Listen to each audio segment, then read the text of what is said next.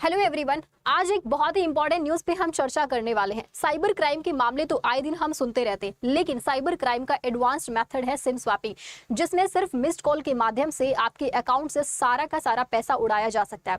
इसकी अभी हाल ही में एक ताजा घटना सामने आई है दिल्ली के अंदर। दिल्ली के अंदर एक महिला के पास में 3 बार मिस्ड कॉल आई और उसके बाद एक एक करके ट्रांजेक्शन के मैसेज आए और 50 लाख रुपए उस महिला के अकाउंट से खाली कर दिए गए। ये एक महिला वकील का मामला है दिल्ली के अंदर, जो अभी हाल ही में सामने आया है।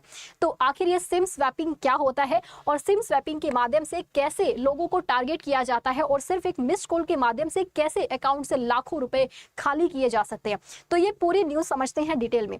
सबसे पहले सिम स्वैपिंग होता क्या है। सिम स्वैपिंग का मतलब होता है सिम की अदला बदली। एक टाइम ऐसा हुआ करता था जब हैकर्स को ओटीपी चाहिए होता था आपके अकाउंट से पैसा उड़ाने के लिए, लेकिन आजकल लोग इतने तो समझदार हो चुके हैं कि कोई भी आसानी से अपना ओटीपी किसी को शेयर नहीं करता। तो इसीलिए हैकर्स ने दूसरा मेथड निकाला है सिम स्वैपिंग का, सिम की अदला बदली। आप ही के नंबर से एक और नया सिम अपने फोन में एक्टिवेट कर लेते हैं और आपका सिम आपके नंबर से वो सिम डीएक्टिवेट हो जाती है, नेटवर्क चला जाता है और उसके बाद इजीली वो लोग ओटीपी से आपके अकाउंट से लाखों रुपए खाली कर सकते हैं। तो आप सोच रहे होंगे कि मैम ये कैसे पॉसिबल है, हमारे नंबर से कोई अलग नंबर हमारे ही नंबर पे कोई कैसे एक्टिवेट कर सकता है। तो समझिएगा, जब भी आप एक सिम कार्ड खरीदते हैं तो सिम कार्ड के पीछे 20 डिजिट का एक नंबर होता है। आप सिम कार्ड तो अपने फोन में इंस्टॉल कर लेते हैं, लेकिन वो जो कवर होता है उसे आप डस्टबिन में कचरा समझ के फेंक देते हैं, जिसके पीछे भी 20 डिजिट का वो नंबर लिखा होता है। हैकर्स वो सब इंफॉर्मेशन वहां से कलेक्ट कर लेते हैं। दूसरा तरीका ये होता है कि आपके पास एक सर्विस कॉल आता है। सर्विस कॉल में आपको बहुत सारी सर्विसेज बताई जाती हैं कि आपके सिम कार्ड पर ये सर्विसेज आपको मिल जाती हैं। अगर आप एक दबाते हैं तो जैसे ही आपको वो सर्विसेज अच्छी लगती है, आप सोचते हो कि एक दबा देते, एक दबाने के बाद में उनके पास में ऑथेंटिकेशन मैसेज आ जाता है और आपका सिम कार्ड जो है वो आपके नंबर से बंद होके आपके फोन से थोड़ी ही देर में नेटवर्क चला जाता है। इसी फेक सर्विस कॉल के माध्यम से आपके सिम के 20 डिजिट के नंबर भी वो पता कर लेते हैं और आप इजीली वो नंबर बता देते हैं। आप सोचते कोई अकाउंट नंबर तो है नहीं, सिम नंबर है। तो उसके बाद वो डिटेल्स वहां से कलेक्ट करने के बाद हैकर के लिए इजी हो जाता है कि आपका जो सिम कार्ड है वो बंद करवा दिया जाए और उसी के नंबर से नया सिम कार्ड जो है वो अपने फोन में इंस्टॉल कर लेते हैं और उसके बाद ओटीपी इजीली उन लोगों को मिल जाता है और उसके माध्यम से वो आपके अकाउंट को खाली कर देते हैं। तो आप सोच रहे होंगे कि मैडम ये इतना इजीली कैसे हो सकता है, इन लोगों को ये कैसे पता चलता है कि किसके पास में कितना पैसा है। तो यहाँ पर बहुत सारी चीजें होती है। आपके पास में केवाईसी के माध्यम से आपके पास एक मैसेज आता है कि आपकी केवाईसी कंप्लीट नहीं है। अगर आपने केवाईसी इतने दिनों में कंप्लीट नहीं की तो आपके सिम कार्ड के सारे सर्विसेज बंद कर दी जाएंगी। केवाईसी के माध्यम से आपसे बहुत सारी डिटेल्स जो है वो ले लेते हैं। दूसरा मेथड होता है सोशल मीडिया के माध्यम से ये अपना टारगेट ढूंढते हैं। सोशल मीडिया के माध्यम से ये देखते हैं कि कौन से लोग कितने रिच हो सकते हैं, एक इनको आइडिया लग जाता है। वहां से ये टारगेट ढूंढते हैं और उसके बाद डिटेल सर्च करते हैं।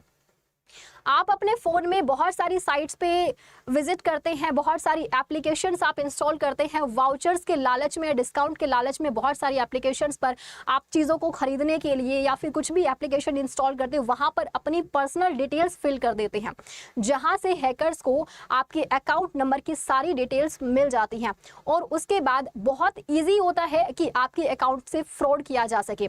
ये आपके नंबर को बंद करवाने के लिए जो कंप्लेंट डालते हैं तो उसके लिए पहले से सारी इंफॉर्मेशन ले लेते हैं। दिल्ली की इस महिला की बात करते हैं, जब 3 बार मिस्ड कॉल आया, उसके बाद इस महिला ने जब कॉल बैक किया तो पूछा कि आप कौन है, तो उधर से बताया गया कि वो कुरियर वाला है और आपके घर का एड्रेस चाहिए, आपके लिए कुरियर आया है। महिला ने जैसे ही घर का एड्रेस बताया उसके बाद ही वो सारी ट्रांजैक्शंस के मैसेज आए। तो घर का एड्रेस मिल चुका है और उसके अलावा सिम कार्ड के पीछे जो 20 डिजिट का नंबर होता है वो उन्होंने उस कवर से ले लिया होगा और इसके बाद की जो डिटेल्स हैं वो इसने उस फोन के अंदर ही जो एप्लीकेशन वगैरह इंस्टॉल करते हो, आप कोई भी साइट के ऊपर क्लिक करते हो, कोई भी लिंक आपके पास में आता है वाउचर्स के लिए या फिर आपको ये लॉटरी वगैरह होती है, बहुत सारी चीजें होती हैं। आप लालच में उनके ऊपर क्लिक करते हो और आपकी बहुत सारी जो डिटेल्स है वो हैकर्स के पास में चली जाती हैं। ये डिटेल्स काफी होती है ये प्रूव करने के लिए कि वो सिम नंबर हैकर्स का ही है, और इसके माध्यम से वो उसको बंद करवा के इजीली एक नया नंबर ले लेते हैं। नया नंबर लेने के बाद OTP मिल जाता है और इजीली जो है वो उस अकाउंट से लाखों रुपए उड़ा सकते हैं। तो ये सारी डिटेल्स इस तरीके से ये लोग मिलते हैं। तो आप लोग इस चीज से कैसे बच सकते हो? तो सबसे पहली चीज, कोई भी अननोन नंबर से जब भी मिस्ड कॉल वगैरह आती तो कोशिश कीजिए कि वो मिस्ड कॉल आप उसका रिप्लाई ना करें। दूसरी चीज, KYC वगैरह के लिए जब भी आपके पास में मैसेज आता है, जब भी कॉल आता है, तो पहले कंफर्म करें कि वो कॉल जो है वो कहां से कॉल आया है, कंपनी से या किसी, आप KYC डिटेल्स ऐसे ना दे। तीसरी चीज आपको ध्यान रखना होगा कि आप जब भी कोई एप्लीकेशन वगैरह इंस्टॉल करते हैं तो वो ऑथेंटिक होनी चाहिए। आपको उस एप्लीकेशन के बारे में पहले से जानकारी होनी चाहिए, कितने लोग वो उस एप्लीकेशन को यूज कर रहे हैं। मतलब एक होता है कि कोई भी एप्लीकेशन होती है जो बहुत फेमस होती है, जो बहुत सारे लोग यूज करते हैं, या फिर आप भी काफी समय से उसको यूज कर रहे हैं, उसके बारे में आपने काफी सुना है। ऐसे अननोन एप्लीकेशन को कभी भी अपने फोन में इंस्टॉल ना करें। कोई भी अननोन लिंक आपके पास में आता है कि जैसे ही आप इस लिंक के ऊपर क्लिक करेंगे आपको ये जीतने का मौका मिलेगा, आपको इतना कैश प्राइज मिलेगा, और आप लालच में उस लिंक के ऊपर क्लिक कर देते हैं और उसी के माध्यम से बहुत सारी जो आपकी डिटेल्स हैं वो उनके पास में चली जाती है। आपके फोन की सारी जो डिटेल्स हैं वो उनके पास में एक लिंक के माध्यम से भी जा सकती हैं। तो बचने का यही सेफ तरीका है कि ऐसी किसी भी लिंक के ऊपर क्लिक ना करें। दिल्ली का ये जो नियम, इसके अलावा भी 2018 के अंदर भारत से 200 करोड़ रुपए सिम स्वैपिंग के माध्यम से उड़ा दिए गए थे। 80% ऐसे मामले हैं जो आज तक सॉल्व नहीं कर पाई है। पुलिस ने भी लोगों को इस चीज के लिए सतर्क रहने के लिए बोल दिया गया है, क्योंकि इस चीज का अभी तक कोई सॉल्यूशन नहीं निकाल पाए हैं। सिर्फ लोगों को अवेयर किया जाता है। जो पुलिस है, पुलिस भी लोगों को अवेयर करने का ही काम कर रही है, क्योंकि इसके लिए कोई अभी तक कोई भी इंसान पकड़ा नहीं गया है कि ये चीजें किसने की हैं। तो सिंपल सी चीज है कि आपको अवेयर होना पड़ेगा। आपको अपनी जो पर्सनल डिटेल्स है वो आप किसी को भी शेयर नहीं करेंगे। हालांकि भारत सरकार इसके लिए 2022 में काफी सारी चीजें हैं जो कि शुरू की गई थी। इसमें काफी सारी कैंपेन्स वगैरह भी शुरू किए गए थे, बट वो सारी चीजें अभी अंडर प्रोसेस है। जो भी मेथड्स भारत सरकार यूज कर रही है इन चीजों को रोकने के लिए, साइबर क्राइम को रोकने के लिए, तो इसके लिए सारी चीजें अभी अंडर प्रोसेस है। आपसे एक सवाल है मेरा, जो मैंने करंट अफेयर के सेशन में आपको पढ़ाया था डिजी कवच के बारे में, आप मुझे बताइए डिजी कवच क्या है और इसे किसने लागू किया है। और इसी तरह के लेटेस्ट अपडेट्स के लिए हमारे चैनल को सब्सक्राइब कीजिए। मिलते हैं नेक्स्ट वीडियो में न्यू अपडेट के साथ में, और इस वीडियो को ज्यादा से ज्यादा शेयर कीजिएगा ताकि ये साइबर क्राइम किसी और के साथ में ना हो सके। मिलते हैं नेक्स्ट वीडियो में, बाय बाय।